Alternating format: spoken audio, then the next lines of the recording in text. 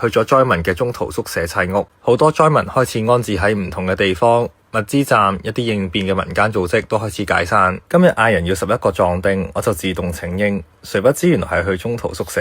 我哋嘅任務分別係裝嵌窗簾、床架、裝燈膽同埋補充物資，包括水啦、梳洗用品、床褥、床上用品同埋小型家電。當然唔少得執貨落貨。喺冇乜指示底下，大家唔知頭唔知路，我都俾人神推鬼拱做咗小隊隊長，仲要指揮10個素未謀面嘅陌生人。好彩當時床架未到，因為我哋呢隊人真係好後生，亦都唔覺有人稱得上係壯丁，所以我哋只係將所有物資送晒上每一間房。講緊嘅係行4層樓梯，接近100個單位。多謝大家相當配合，亦都好自動自覺。最後我哋壓線喺宿舍員工收工嘅時候，完成晒每一間房。